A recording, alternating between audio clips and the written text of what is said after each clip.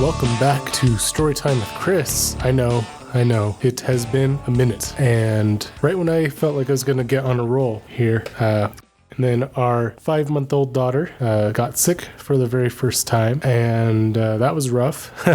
That was definitely not fun going through that. But then that got passed around between myself and my wife. Luckily, it lasted the shortest for our daughter, but for me and Jen, it wasn't COVID. It wasn't 2 types of flu. We got tested for that. So we think it was just a really, really, really bad cold, like the worst colds we've ever had. And I probably still sound a little sick. I am a little congested still, just dealing with, I guess, the last remnants of sickness like you do, the runny nose, the sore throat, all that fun stuff. So that's why I was out for 2 weeks, just between taking care of my daughter and then take care of my wife, take care of myself. Had to put that first, and I was, even if everyone is, like, if I was on my own and I was that sick, there's no way I could have recorded anything. I felt horrible, just the worst headaches I've ever had in my life. Luckily, it's funny, my throat is more sore now, and we're past the sickness at this point.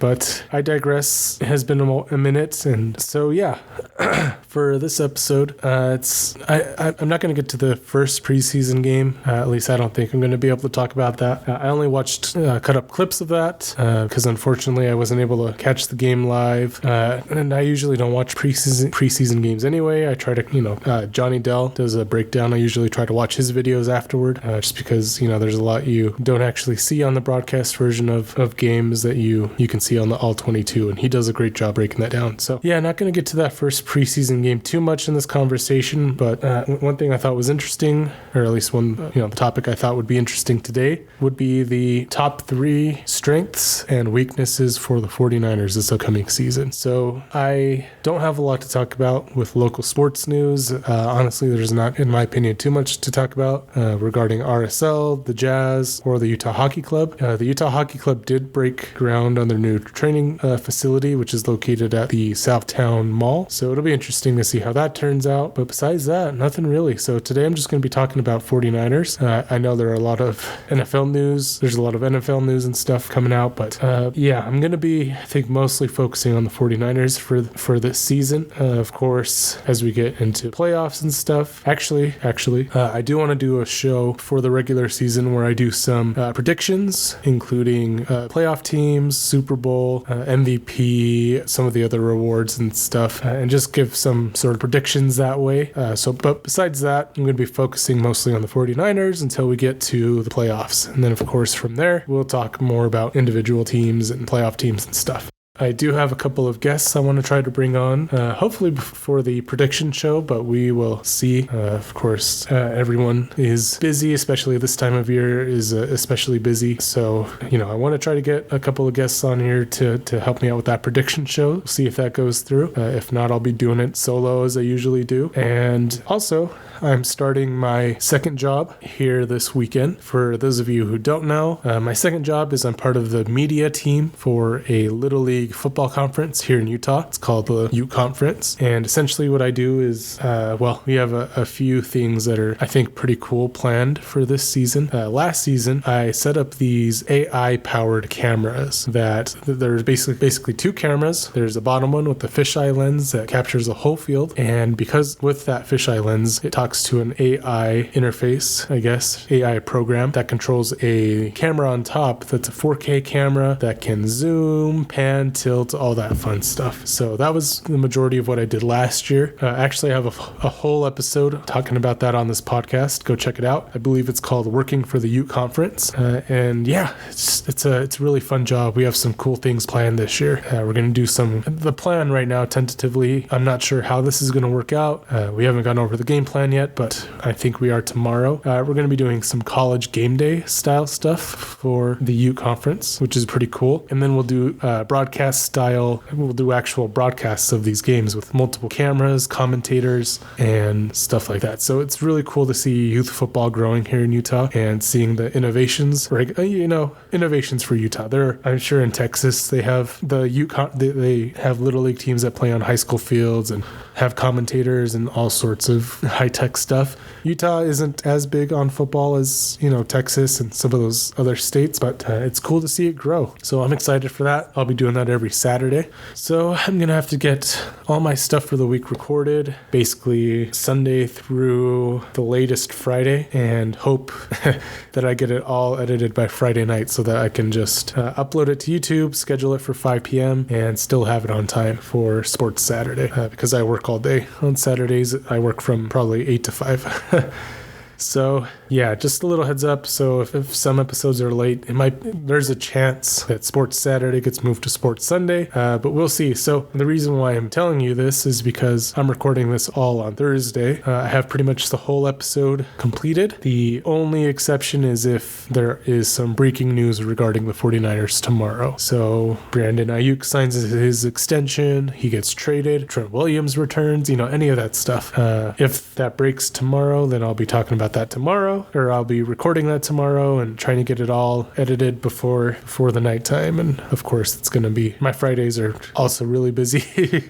So there's a chance I might not do my fancy editing that I do with the videos. It might just be a plain background and try to keep it simple during football season until I get a little bit more of a groove going and I can get more of a workflow that works for me. But yeah. Anyway, let's jump right in. If there is some breaking news, then that will be next. Otherwise, on the docket today, we'll be talking about Brandon Aiyuk and Trent Williams and their holdouts. Well, Williams hold out, Ayuk's hold in, I guess. And then the top three things that give me hope for the 49ers this year, and the top 3 things that make me worried for the 49ers this year. So let's get this thing going.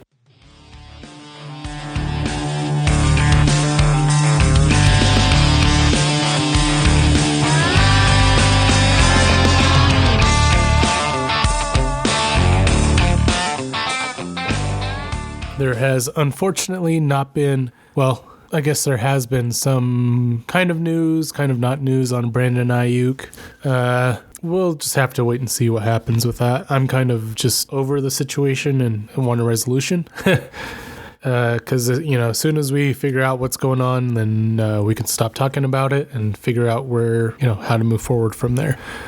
Of course, another key player, Trent Williams, is still holding out as well, waiting for contract dispute to be over with. And with him, I really think the Niners have backed themselves into a corner. They're going to have to pay him whatever he wants, meet his demands, because they don't have a good backup for Trent Williams. They don't have a legitimate backup for him. I mean, Jalen Moore has stepped in at times, and he's all right, but that offensive line is the weak point on the team, and without Trent Williams, it's even weaker. So, yeah, they're going to have to give in to him. Hopefully they figure that out as well. Otherwise, Trent could easily just retire. They're gonna. That's what I would do if I was Trent Williams. Meet my demands. Otherwise, I'm retiring. I'm old. I've played in this league long enough. So hopefully that gets resolved soon. Okay, so what I want to talk about today are 3 things that make me the most hopeful this year, and 3 things that worry me the most this upcoming season. And these aren't in any particular order. These were just kind of 3 things that I thought were going to be the biggest keys, both in a positive and negative light. So the 3 things that make me the most hopeful. Number 1, the defensive backs. I think this is going to be the best defensive back room this team has ever had since 2017, since the Shanahan era. They are just, I think they're just absolutely loaded. Of course, Charvarius Ward, Demo are the 2 starters. Renardo Green, I've heard really good things about. Isaac Yadam, I've heard really good things about as well. So right there, you have 4 solid cornerbacks, which I think is really good. Cornerbacks, there are teams that have multiple good wide receivers, especially right now.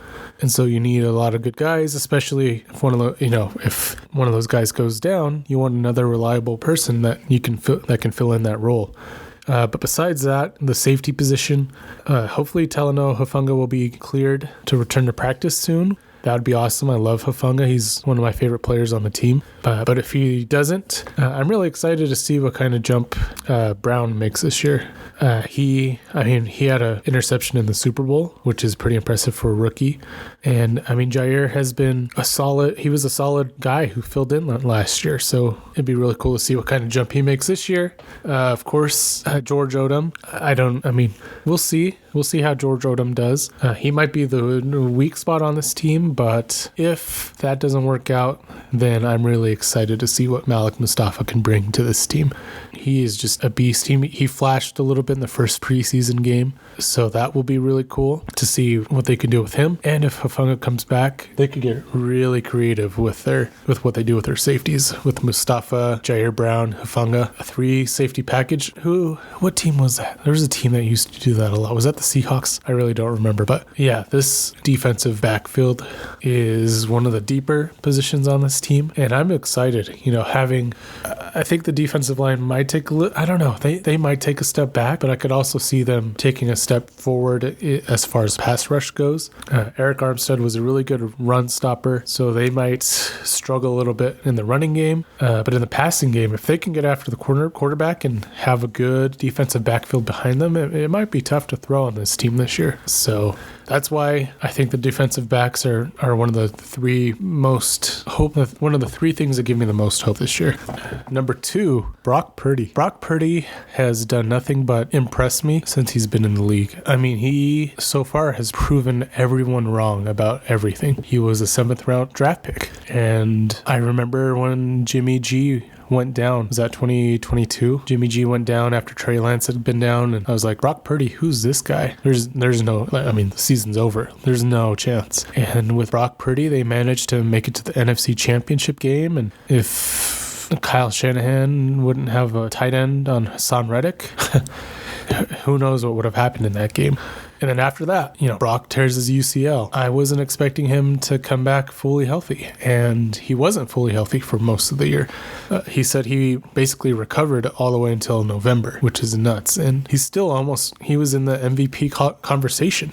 He was one of the best players in the league. I think he had the most yards per attempt. So he proved me wrong. I didn't think he'd be ready for even week 1.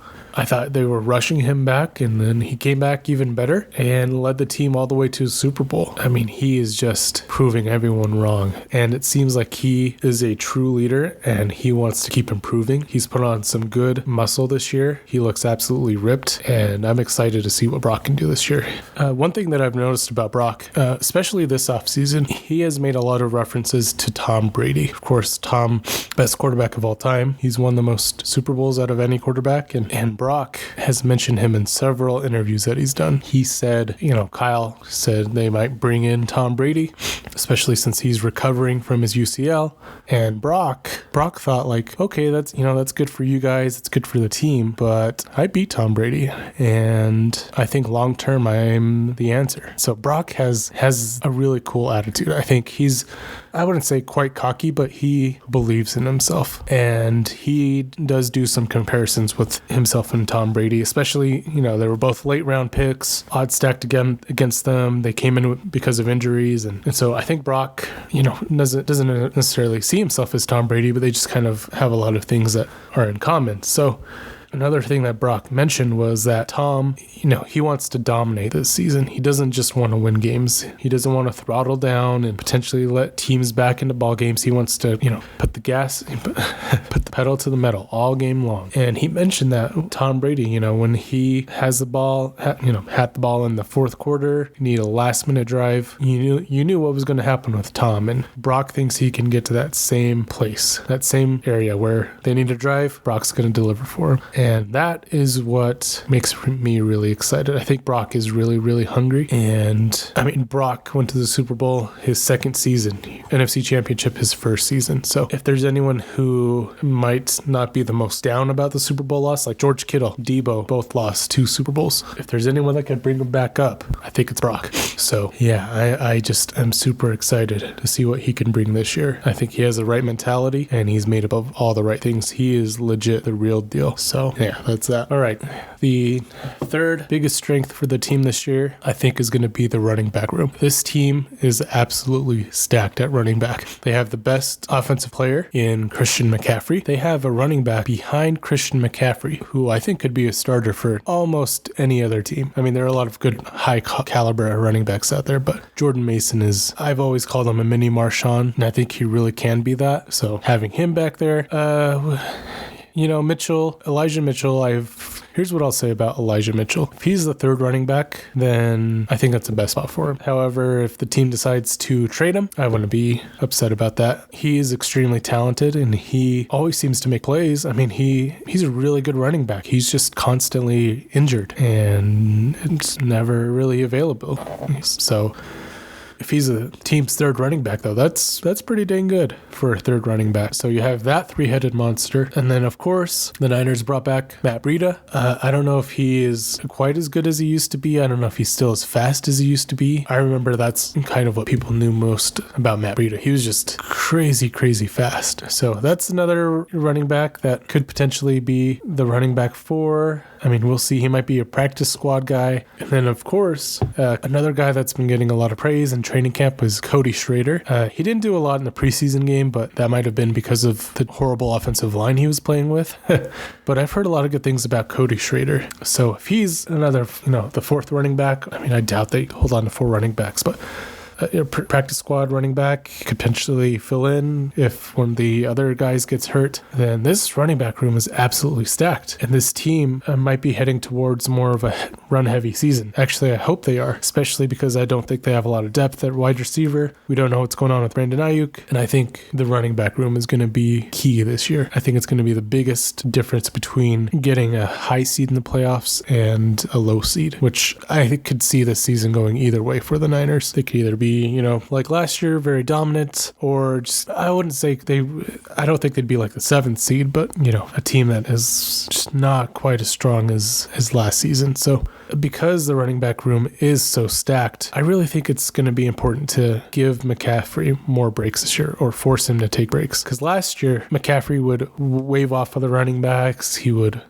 put himself back in the game, and that's great. He was the offensive player of the year. He was going for the most consecutive games with the touchdown. And those are all really great individual things. And I know Christian probably cares a lot about those things. But at the end of the day, I really don't think he was completely healthy in the playoffs. He still played really well, but I don't think he was 100%. And so giving guys like Mitchell, Mason more carries, I think is going to be key. I think they should give Mason a lot of carries. Because that's going to take the wear off Christian McCaffrey so that he is ready to go in the playoffs. And Mason I think Mason is just as talented as McCaffrey as far as running the football. Of course, McCaffrey does everything, running, blocking, catching, and Jordan is still working on those things. But as far as strictly running the ball, I think they need to do a heavier dosage of Mason this year in order to keep McCaffrey, because he is already injured. He had a calf issue last year, and he's going into this season with the calf issue. So I think Shanahan and the offensive staff really need to put their foot down on Christian and say, look, we understand you were in the MVP conversation last year. You were the offensive player of the year. You're on the Madden cover. But if this team wants to win a Super Bowl, if you want to win a Super Bowl, you're going to have to take some breaks every now and then. And I know Christian might not be the happiest about that, but I think the coaching staff also has to understand that if this team wants to win a Super Bowl, they need Christian McCaffrey 100%, especially going into the playoffs. I just remember seeing him in the Super Bowl, and I can't remember if it was a Packers or Lions game, but he was like limping and like favoring something. So give Mason some more carries, give Mitchell some more carries. We have so many running backs. Give Juice some more carries. I mean, that dude is the highest paid fullback to play 50% of the snaps, get a few catches, a couple carries a year. Give Juice some more carries. I didn't even mention him. Ball the Juice. There's no reason why McCaffrey needs to be 90% of the offense this year. And, this is also considering what if Aiyuk is gone? What if they don't have a true, even Debo. Debo can play running back. So I think this is what makes me really excited about the running back room is they can get really creative with what they do there. And if you run the ball effectively, you can play action effectively, you can force safeties to creep up. You are going to force defenses to play the run a little bit more, and then that's going to open up your passing game. And then who, at that point, I think Aiyuk, whether he's here or not, will be, slightly less relevant. Now, if I would love for Aiyuk to come back. I have no idea what's going to happen with that. But, of course, having Aiyuk would be really nice to have a true number one receiver for Brock to continue to grow with. And, he's Brock's favorite target. He had 2 back-to-back 1,000-yard seasons. So, besides that, I think, the running back room is going to be one of the biggest reasons why this team is successful this year. All right, and now the 3 things that make me the most worried this year. This is one that, the Niners play in some close games every now and then, and it always seems like it comes down to one thing or another, and that thing typically is the special teams. It's gone both ways for the Niners. There was the Green Bay game where they played in that really cold, low-scoring game. I think it was 13-10 was the final score, where, was it Jordan Willis that got the block? I think Jordan Willis got the blocked punt, and then Funga recovered it for a touchdown to tie the game. And then there have, of course, been the negative plays. There was the Cleveland game last year where Brock drove him down the field, came down to a field goal, and they missed. The Super Bowl, they muffed a punt, gave the Chiefs back, and I can't remember if they scored their first. I don't remember much about the Super Bowl. I tried to forget that, but I think the Chiefs scored after they muffed that punt. So special teams is a big concern, especially with this new kickoff rule. The 49ers gave up a pretty big return on a kickoff in the first preseason game. So there are going to be some teams out there that focus a little bit more on special teams, and I just don't think the Niners really value special teams as much as they probably should. Shanahan came out and said that they just want to kick the ball into the end zone most of the time, because the average starting position for teams when they actually return the ball is the 30-yard line. So they're like, we are willing to sacrifice.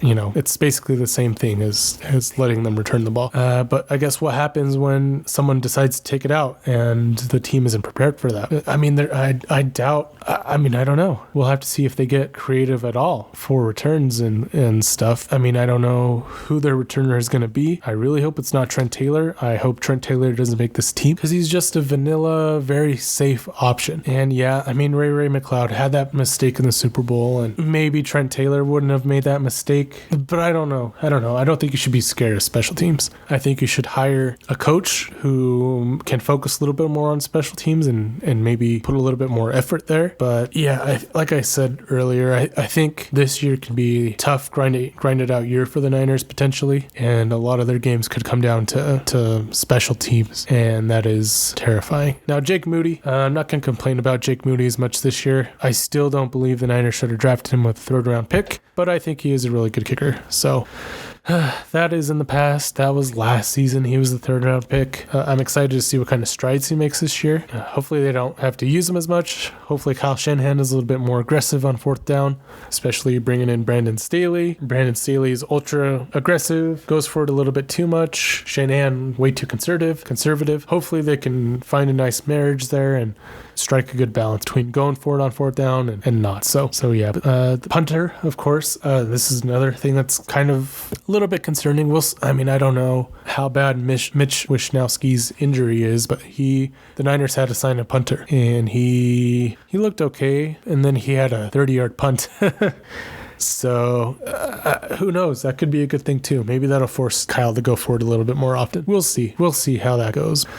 I just there's no focus on special teams, it feels like, with this team ever. So we'll see how things go there. Hopefully they find a good returner too that can potentially make plays. Safe enough to not give the ball away or muff punts or anything like that, or make dumb recovery decisions in the Super Bowl. But also hopefully they give a chance to move the team downfield so the offense doesn't have to do everything. So we'll see how the special teams do. Number 2 thing that concerns me the most this year is the wide receiver room, specifically the depth of the wide receiver room. And if Aiyuk comes back, this isn't as much of a concern, but if Aiyuk is traded or moved on from, then I hope the Niners go out and try to find another receiver. I've heard the name Courtland Sutton floated out there, and I wouldn't mind that at all, honestly. This is a concern really only if Brandon Aiyuk doesn't return, because, with the receivers, Debo, of course, will be number 1. Jawan Jennings will be probably the second wide receiver. Pearsall, I assume, would be 3, if I had to guess. Let's see. Pearsall, Chris Conley. I actually like Chris Conley. I thought he played really well. He made some clutch plays last year. I wouldn't mind seeing him. I think one of the biggest wants that I've had for the 49ers the last few seasons is a third wide receiver. We'll see if Jawan Jennings can be that. I mean, he's good. He's like perfect for third down situations. But I'm talking about first and second down, when you don't need a play. I want a guy that can go out there and just make plays, be a deep threat. And Aiyuk kind of is that, but I think Conley can also be a really good deep threat. I think he's the best guy to fill in for Aiyuk if he's not here. Danny Gray, I mean, he's also always injured, so who knows what he is. Tay Martin, I've heard good and bad things about. Ronnie Bell, I really like Ronnie Bell. I hope that he makes a team. I don't want to see him return any kicks or punts like they had him do a few times. I don't think that's his strength, but he's a really good route runner. We saw him make a few plays last year, so let's see what are the receivers. Trent Taylor, please cut him. Robbie Chosen-Anderson. I mean, I think the Dolphins traded for him. Was it last year or the year before? I don't know. I have no idea. I don't think he's any good. There's a reason why he was a free agent this long, so we'll see if he even makes a team. Jacob Cowing, I know nothing about. He's been injured most of training camp, just like Pearsall, and that's really it. I mean, if Debo or Jennings get hurt, then it's going to be a pretty inexperienced wide receiver room, and I just don't think there's a lot of depth there. So that's another area of concern for me. I also kind of want to throw tight end in with the receivers because they only really have George Kittle, and then who knows who's going to be behind George Kittle, or if any of those guys are good receiving threats. So that's an area of concern for me, especially if there are situations where Brock is going to have to drive them down the field. You want to have good, solid, reliable receivers, and I don't know if he's going to have that if Debo goes down or if Jawan goes down. There's not a lot of good depth as far as receivers go. So, I mean, I don't know how many teams have really good wide receiver depth. I guess it doesn't matter if you have a really good quarterback like Patrick Mahomes. I'm sure can sign a couple of dudes from off the street and he'd be fine, like he did last year. But yeah, that's one area that I was hoping the Niners would get stronger at this year. And I mean, it all depends on what happens with Aiyuk, I guess. We're still waiting on that. And the last area of concern, which I think is actually the biggest for me, is the offensive line. The depth on the offensive line is even worse than the wide receivers. And I think any injury to an offensive lineman this year could be detrimental to this team's success. Assuming Trent Williams comes back, left tackle, Aaron Banks, left guard, Jake Brendel, center, Spencer Burford is listed as the right guard for now. I think Pooney might win that over, and then Colton McKivitz.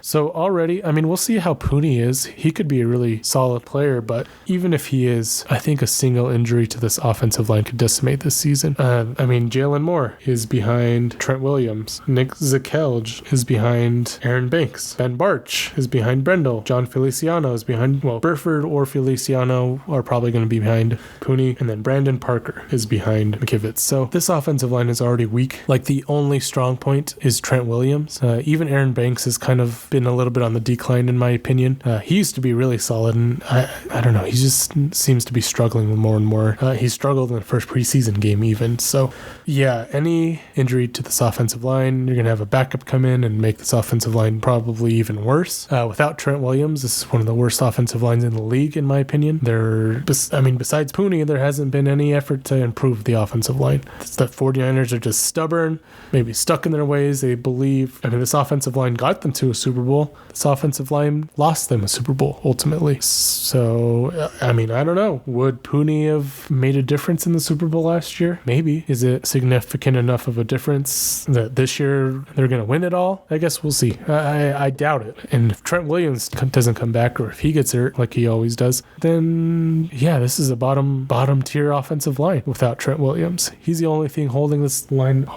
up. And the team only runs to the left side. Teams are going to be able to key on that, and they're running to the right, or they're running left. They're faking to the right, most likely, or we're going to stuff them if they're run to the right. I don't know. It's frustrating to see this team just not do anything on the offensive line, especially when Kingsley, I think it's Kingsley Suamatai, the BYU guy who went to the Chiefs. That's a guy that has been doing really well for the Chiefs apparently in training camp. The Niners passed up him. It's just, I mean, Pearsall has been hurt. Cowing, both the receivers the Niners drafted have been hurt. Maybe they couldn't have predicted that, but still, I'd rather have offensive line depth. Sign Brandon Aiyuk early, then you don't have to worry about drafting a receiver in the first round or in the fourth round, wherever Cowing was drafted. I don't even know. It's just one of my biggest gripes about this current regime is the lack of focus on offensive line. I mean, what is Brock going to look like if he has a solid offensive line where he doesn't have to make a bunch of plays? What if that's one of my biggest concerns is, Brock in college had to make a lot of crazy plays, and he was a little bit reckless at times because he had a bad offensive line. So what happens in the NFL when he has to run for his life and try to make plays and do a bunch of crazy stuff? Like, what happens then in the NFL? All of a sudden, Brock might not be MVP Brock anymore. He might struggle, but if he has time,